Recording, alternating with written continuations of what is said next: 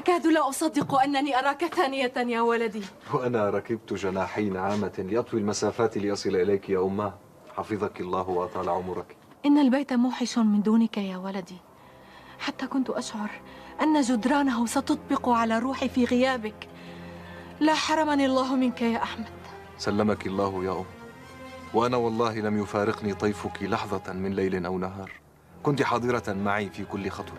هات أخبرني ما عندك يا أحمد، منذ خروجك من بغداد حتى عودتك إلى أمك.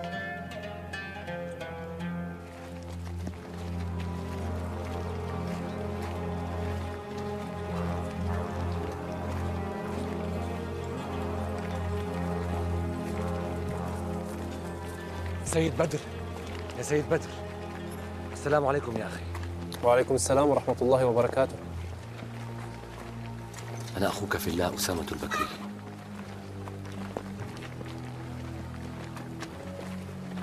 لعل أباك بحث عنك كثيرا أيضا ولما يجدك. وأنا أيضا يا مروان، أمضيت أياما أبحث عنه مع خالد جزاه الله خيرا، ولم نقع له على أثر. يفعل الله ما يشاء يا شاهناز، يفعل الله ما يشاء. ما زلت أذكر آخر لقاء بيننا وكأنه الساعة. كان عند دكان التاجر وبعدها افترقنا. كيف؟ لا أدري. هل قلت عند دكان تاجر؟ نعم، تاجر في بغداد. كان أبي يبيع له أمشاط الفضة.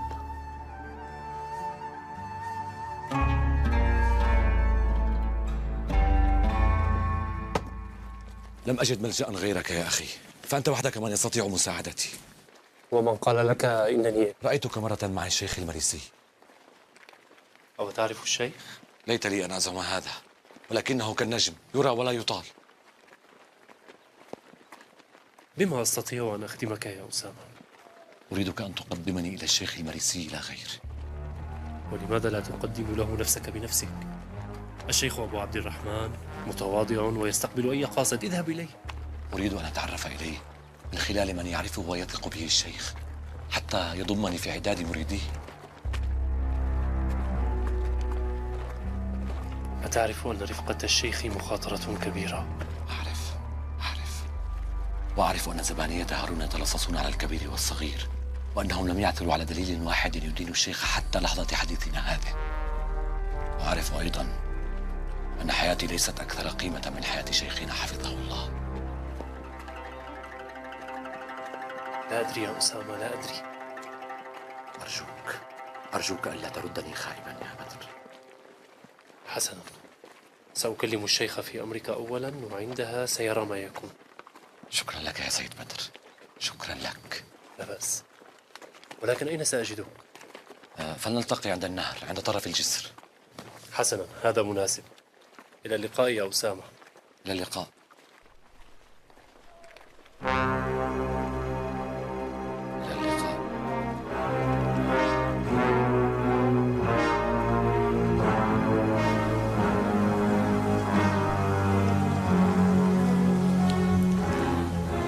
ما لي أرى مولاي الرشيد على غير سجيته التي أعرفه بها.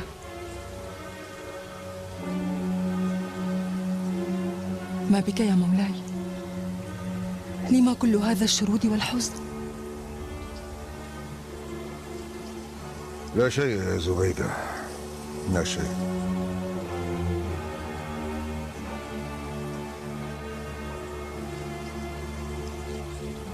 لو قلت هذا الكلام لغيري لصدقك، أما أنا التي تعرفك جيدا، أنا التي تشعر بكل أنفاسك وهمومك، فلا يا مولاي.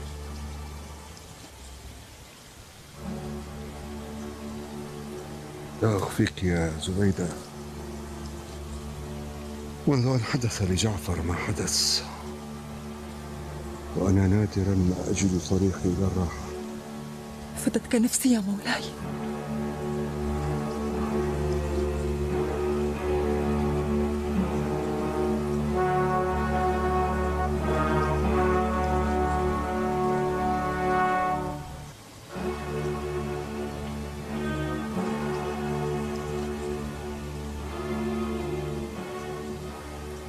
ليت صاحبي كان يعلم مقدار محبتي له.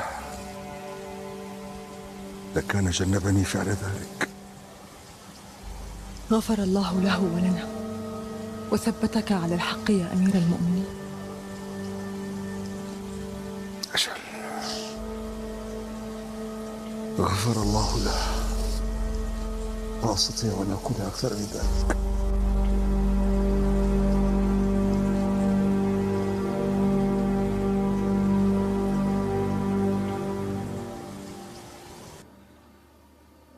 أريد أن أفاتحك بأمر يا أختاه. قل يا شفيع، إني أسمعك. لقد كثرت علي مشاغلي، ولم يعد وقتي يعينني على الاعتناء بك كما يجب، وقد أصبح من الضروري أن آتي لك بجارية تهتم بك وتعتني بشؤونك في غيابي. أعانك الله يا أخي، لا تخف علي، فابنة عمك لا تقصر في حقي، وهي ترعاني وتهتم بي كل الوقت. بارك الله فيها، وأنا أقدر لها ذلك، ولكني لا أريد أن أثقل على أحد. حسناً، كما تشاء، ولكنك إلى الآن لم تجد الجارية المناسبة، فماذا نفعل؟ أجل، لم أجد جارية يطمئن لها قلبي إلا تلك الفتاة المسكينة التي حدثتك عنها من قبل. كما تريد، إن كنت تراها مناسبة فلا بأس، أنا موافقة.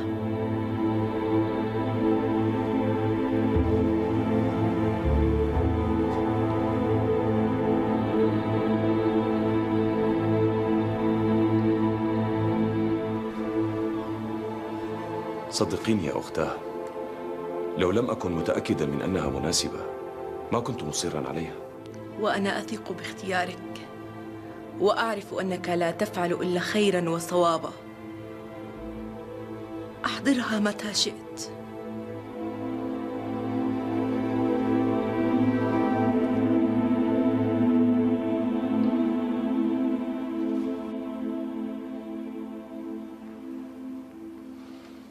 هل تأكدتم من صحة الأخبار الواردة من القسطنطينية يا ابن الربيع؟ أجل يا أمير المؤمنين، الأخبار صحيحة. يبدو أن الروم قد خلعوا ملكتهم أغسطة، وثمة فوضى في صفوف الروم تكاد تذهب عرشهم وملكهم. وهل جندنا في الثغور على أهبة الاستعداد؟ أجل يا مولاي، وقد تولى الإشراف على ذلك الأمير القاسم بن أمير المؤمنين. ما لهؤلاء الحمقى قد ثاروا على ملكتهم؟ والله لقد كانت تسوسهم بعقل وحكمة. هؤلاء الأعاجم يا مولاي يستبدلون ملوكهم كما يستبدلون ملابسهم، فما إن يطمع أحدهم في الملك، وما أكثر الطامعين يا مولاي حتى ينقضوا على ملكهم ويقتلوه ولو كان ملاكا ويسلبوه عرشه وملكه. تعسا لهم، ألا يعقلون؟ ألا يعلمون أن من خلع يخلع ولو بعد حين؟ ألا يعلمون أن الملك لا يدوم إلا لصاحب الملك سبحانه وتعالى؟ أم أن الطمع وشهوة الحكم أنستهم الاكتراث لحياة الناس؟ ربما استغل بعض أمرائهم حالة الفوضى الدائرة بينهم لينقض العهود والمواثيق، أو ربما استغلوا ذلك لصرف أنظار رعاياهم فنقلوا المعركة إلى الثغور. الروم أجبن من ذلك يا ابن الربيع، أجبن من ذلك.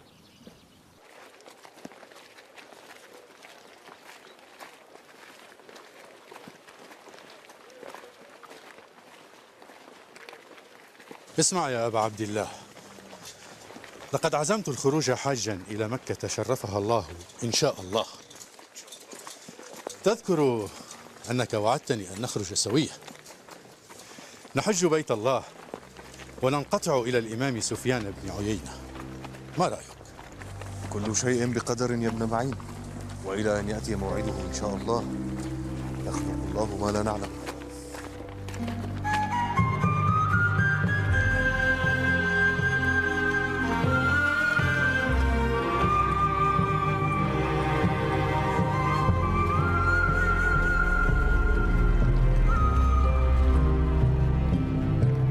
يبدو أن نقفور هذا قد استأثر بالحكم دون باقي أمراء الروم. سمعت من رومي مسلم من سكان بغداد حماها الله أن نقفور هذا من أولاد جفنة من غسان قحطاني الأرومة. أيعقل بأن يرضى بنو الأصفر من الروم أن يولوا عليهم ملكا من أصل عربي؟ يقال إنه داهية لا يشق له غبار.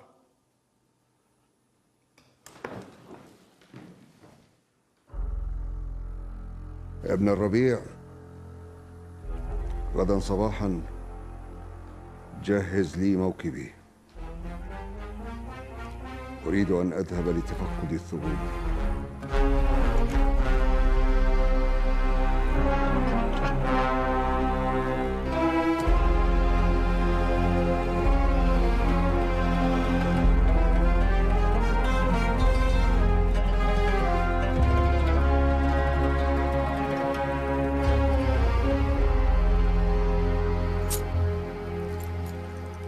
لم تقولي لي اسم الفتاة.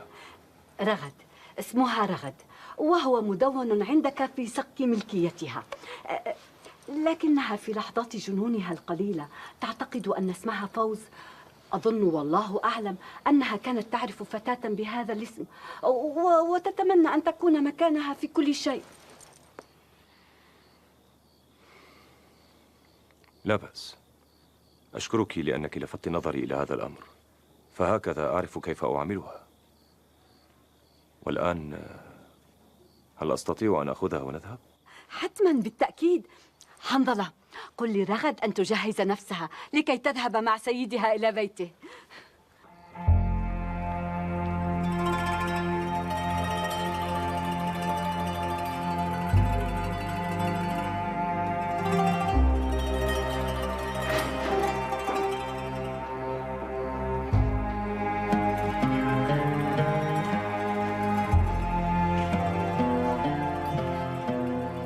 هيا يا فوزي، لقد حان موعد رحيلك. لو تعلمين كم أنا حزين لفراقك يا فوزي، حزين كسعادتي لخلاصك من هذا البيت وزوجي زمردة. لقد أحببتك كأخت لي، لكن خوفي الجبان هو من منعني من البوح ولجم لساني كل هذه السنوات. كل ما أتمناه أن تسامحين على ما فعلناه بك. لا تكمل. كانت أفعالك تخبرني بما تكنه لي من شفقة وحنان. لن أنسى ما قدمته لي أبدا. ولكن إن أردت نصيحتي لا تجعل الخوف يغتال قلبك الطيب، فآفة الرجال الخوف. هيا يا حنظلة، لا نريد أن نؤخر السيد أكثر من هذا. كل ما أتمناه أن يعوضك الله عن بؤس أيامك معنا. حماك الله. هيا لنخرج، هيا.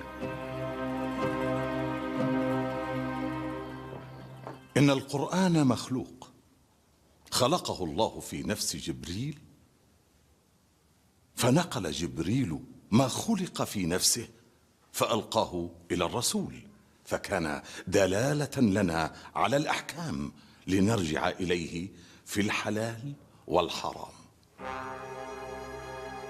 إن القرآن يخلق في أحوال مختلفة. من جهة تكليم موسى خلق الله الكلام في الشجرة. أين خلقه؟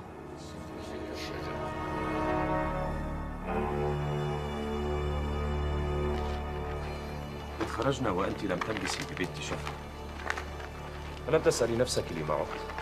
مجرد أنك عدت فهذا يعني أنك وافقت.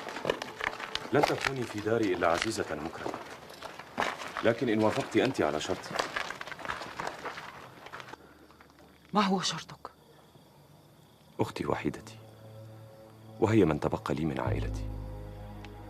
أريدك أن ترعيها وتهتمي بكل ما تطلبه منك، وتعوضيها عن حالها حبا وحنانا وحسن رعاية. فإن كانت سعيدة فسترين السعد، وإن قصرت فيما تطلبه منك حينها لا أعلم ماذا يمكن أن أفعل. أعيدك أني لن أدخر جهدا لأجلها.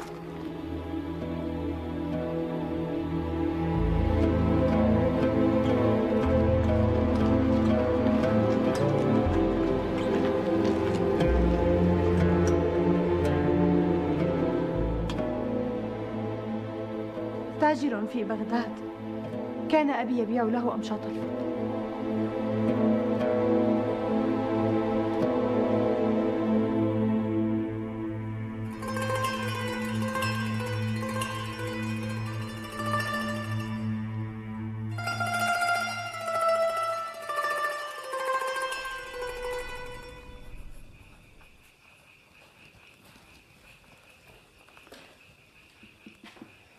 ألم تنم بعد يا فراس؟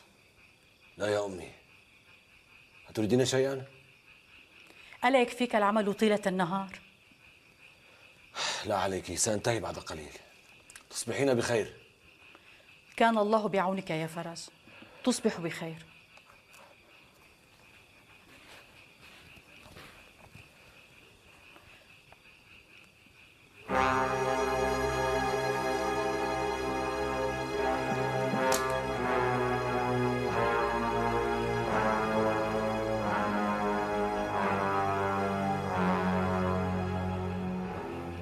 أيعقل أن أعرض نفسي للتهلكة ويذهب أبو سرحان وحده بحظوة ومجد في بلاط أمير المؤمنين؟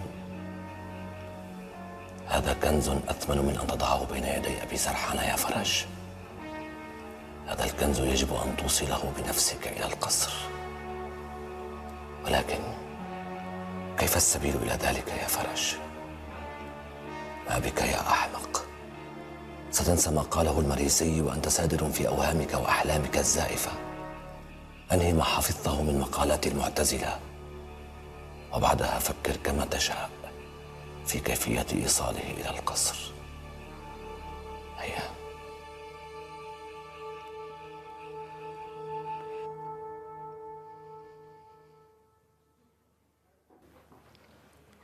ها قد جئتك بجاريتك رغد. أتمنى على سيدتي أن تناديني باسم فوز وليس رغد. ولم أناديك باسم فوز إن كان اسمك رغد؟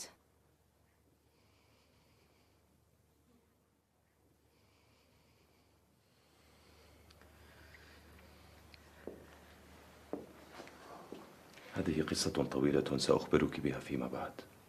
وهل لأمثالها من الجواري قصص تروى؟ قد تكون لي قصة طويلة ظالمة جعلت مني جارية بعد أن كنت فتاة حرة. كلهن يزعمن ذلك. المهم أنك الآن عندي جارية، وأنت هنا في هذا البيت لخدمتنا فحسب. أم أراك تعترضين على هذا أيضا؟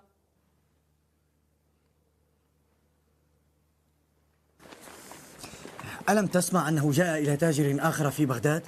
لا، لو أنه أتى بغداد لعرج عليه. جزاك الله خيرا. السلام عليكم. وعليكم السلام.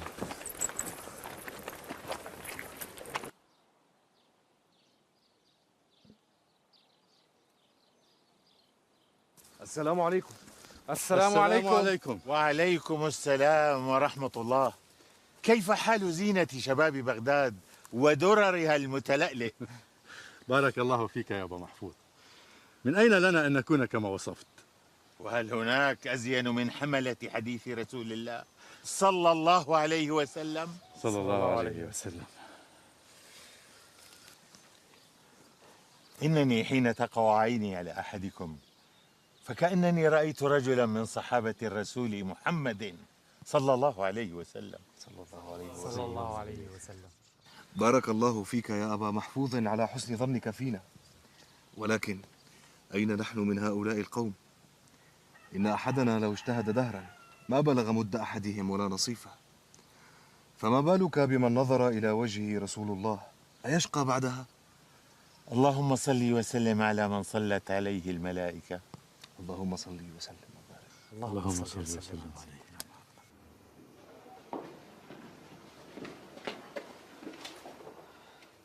تفضلي سيدتي، هذا طعامك، أرجو أن ينال رضاك.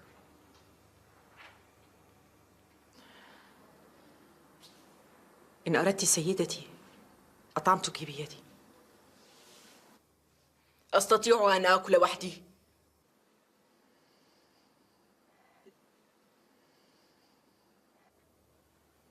لم تقفين عندك أيتها الجارية؟ إن أعمال الدار لا تنتهي.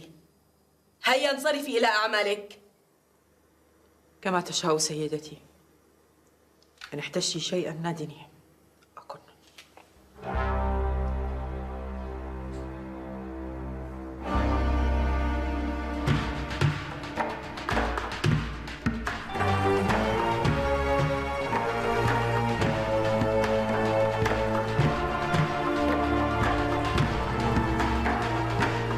وللمعتزلة شناعات في إنكارهم الحديث وعدم التفاتهم إليه.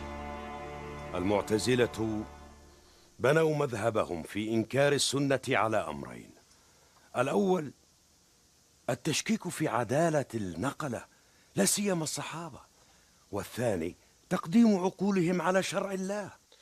لقد وصل الغلو بعمرو بن عبيد المعتزلي، وقد ذكروا له حديثا عن رسول الله أنه قال: لو سمعت رسول الله صلى الله عليه وسلم يقول هذا الحديث لرددته. نعوذ بالله من هذا الضلال. قال رسول الله صلى الله عليه وسلم: لا ألفين أحدكم متكئا على أريكته يأتيه الأمر من أمري مما أمرت به أو نهيت عنه، فيقول لا أدري ما وجدنا في كتاب الله اتبعناه. سبحان الله، أدركنا هذا الزمان الذي ينكر فيه البعض حجية السنة. لا ريب أن الاعتصام بكتاب الله والسنة هو من أعظم ما من الله على هذه الأمة.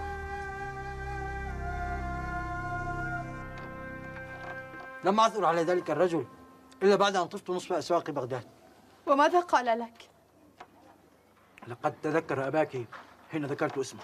ها، أحقا ما تقول؟ نعم، ويبدو أن أباك قد عاد للبحث عنكما كثيرا. عنكما؟ أجل، يبدو أن أختك فوز ضاعت أيضا. ماذا؟ ضاعت أختها أيضا؟ أجل يا أمي، فحين عاد والد شاهناز إلى التاجر كان يسأله عن الفتاتين، وقال له التاجر أن إحدى الفتاتين قد عادت وسألت عنه. إنها فوز ولا شك، فأنا لم أعد إلى ذلك التاجر أبدا. وأخبرني ذلك التاجر أن أباك عاد كثيرا ليسأل عنكما، ولكن أخباره انقطعت منذ 3 سنوات.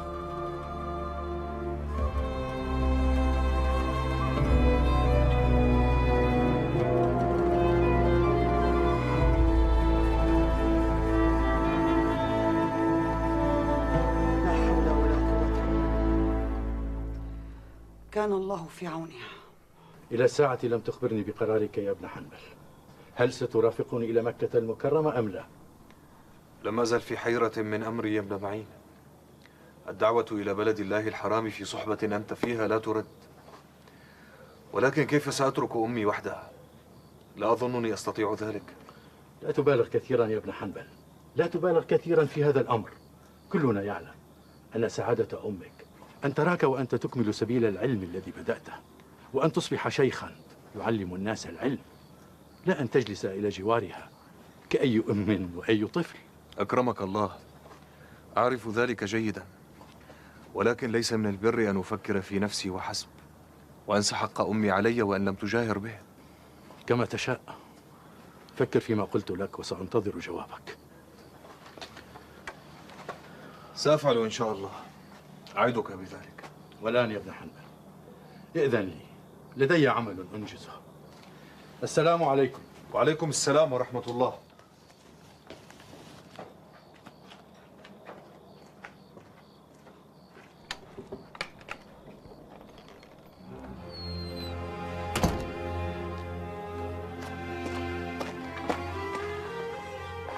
لقد سمعت ما دار بينك وبين يحيى.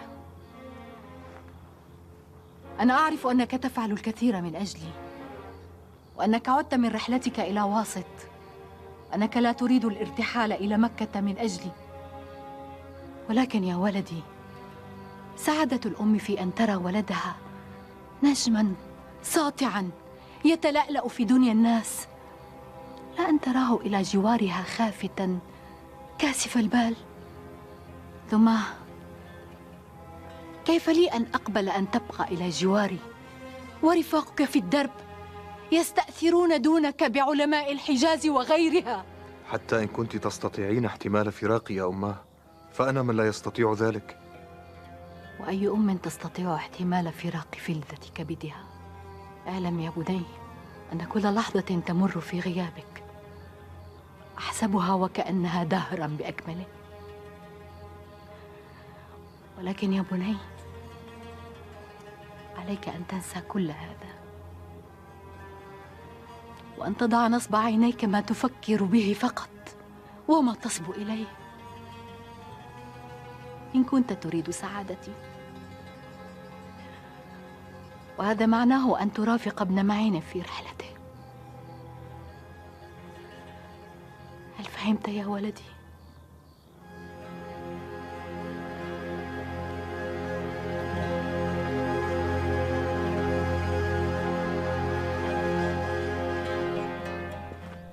إن أفعال الخلق جميعها من حركات وسكون في الأقوال والأفعال ليست من خلق الله عز وجل. لماذا؟ لأنه لا ينبغي لله إلا فعل الأصلح لعباده، وكثير من أفعال الخلق ليست صالحة. ها قد أصبحت واحدا منهم وتعرف عنهم كل شيء، فما الذي تنتظره؟ المجد ينتظرك، والتأخر عن انتهازه يرديك. قد واتتك الفرصة فاغتنمها.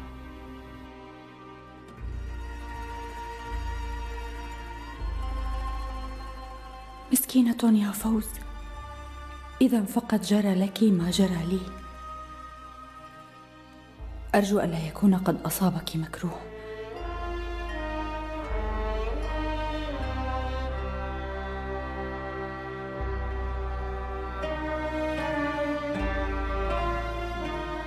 ترى هل اهتديت إلى أبيك أم أنك مثلي تتلقفك الطرقات والبيوت، ولا أدري كيف هو مصيرك الآن يا أختاه.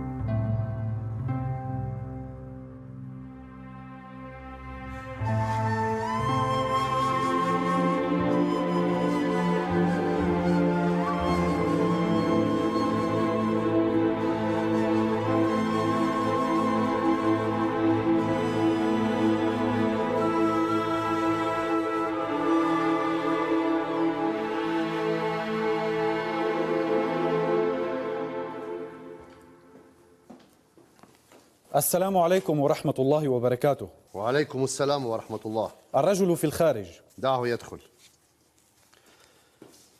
تأخذ هذه الرقاع إلى الديوان فورا، وغدا أدخلوها على أمير المؤمنين. السمع والطاعة.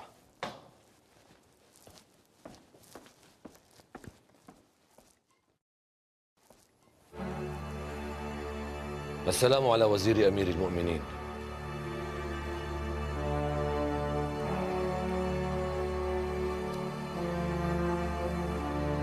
وعليكم السلام ورحمة الله وبركاته.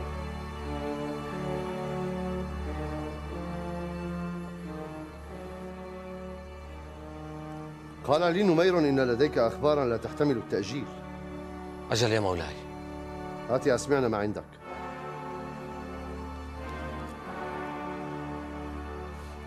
بأمر مولاي.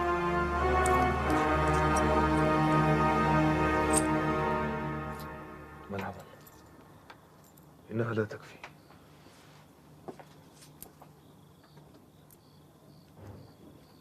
ما هذا؟ 100 درهم، وأظن أنها إلى ما معك من نقود تكفي.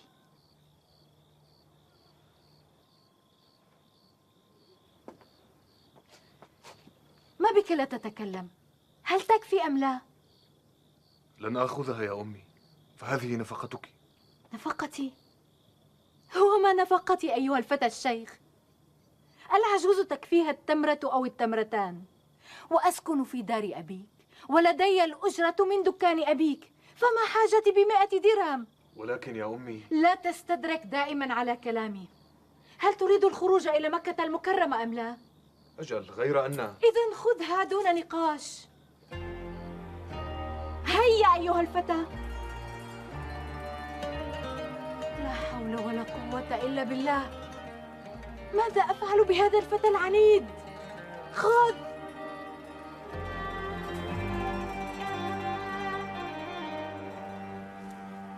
أخباركم موثوقة يا أبا العباس؟ ابن الربيع لا يرفع إلى مولاه الرشيد إلا بعد تمحيص وتبيين، وقد تأكدنا من صحتها بطرق شتى وبعيون راصدة لا تخطئ، وقد انتهينا إلى أن بيت العنكبوت ينسجه بشر المريسي وثمامة بن الأشرس وغيرهما ممن وردت أسماؤهم في الرقاع، وهم يقومون بنشر تعاليمهم وآرائهم بين الفتية واليافعين، ولا سيما طلاب الفقه والحديث. أعداء الله ينشرون البدع والضلال. كم من المكائد تحاك لهذا الدين وأهله يا ابن الربيع، كم! والله لأقطعن دابر كل من أفسد على الناس عقيدتهم ودينهم، إلا كلام الله يا ابن الربيع، إلا كلام الله. لقد أخذنا أمرنا يا مولاي، وننتظر أمر أمير المؤمنين للقبض عليهم. أعدوا لهم العدة يا ابن الربيع، أعدوا لهم العدة ولا يفلتن أحد من قبضتكم. المعتزلة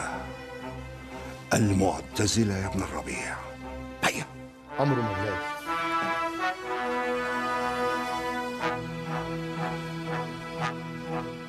هؤلاء المخذولون تركوا البين المحكم وأخذوا المتشابه والمختلف فيه. والله ما أضل الناس إلا الهوى بغير علم، والله.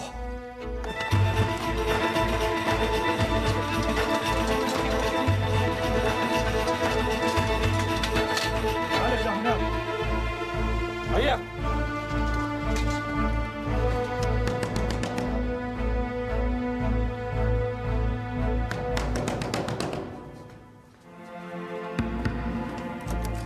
بدر، ادخل.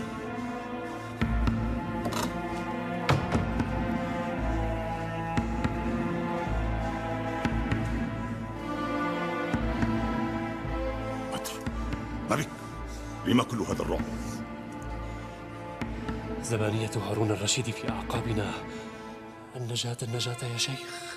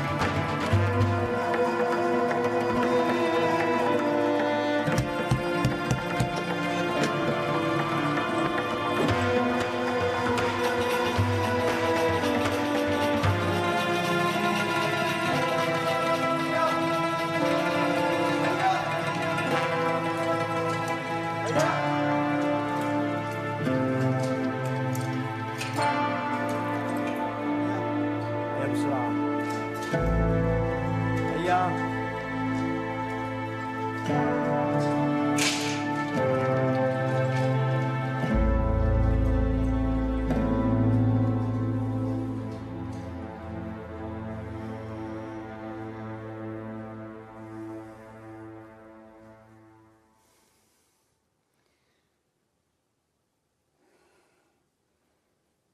يعقل أن تكون هذه نهايتك يا ابن الأشرس؟ يعقل؟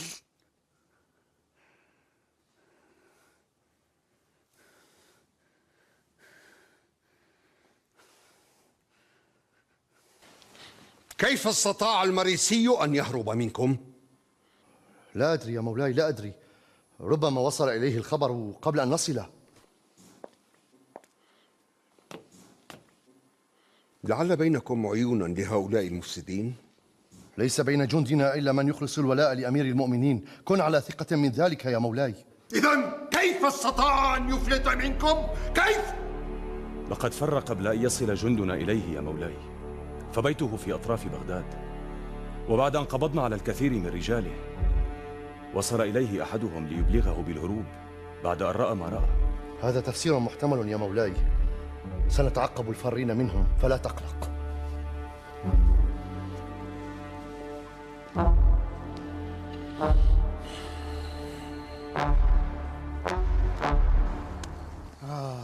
ليتهم قبضوا على ذلك الثعلب الماكر ابن أبي دؤاد، فقد سمعت أن أحدا لم يقترب منه.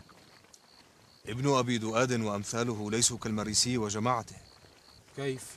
أليسوا جميعا مبتدعة ومنهجهم واحد؟ ليس كل من وقع في بدعة يصير مبتدعا، وليس من جاهر بالبدعة كمن كتمها. ابن أبي دؤاد وآخرون من المعتزلة يكتمون عقائدهم، لا كالمريسي وجماعته يجاهرون بها، بل ويعملون على بثها بين الناس. الحمد لله الذي أراحنا منهم جميعا. أما أنا يا أبا زكريا فأرجو لأمثالهم الهداية. إن عاد هؤلاء إلى رشدهم نالنا خيرهم، فادعوا لهم بالهداية يا ابن معين. دعونا الآن من سيرة هؤلاء المبتدعة، وأخبرونا متى نويتم الخروج إلى مهبط العلم والوحي؟ ثم قافلة ستخرج إلى الحج بعد غد، إن رأيتم أن نخرج معهم. ما رأيك يا أبا عبد الله؟ على بركة الله.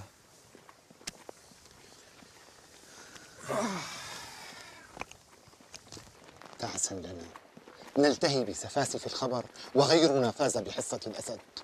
تقصد المعتزلة؟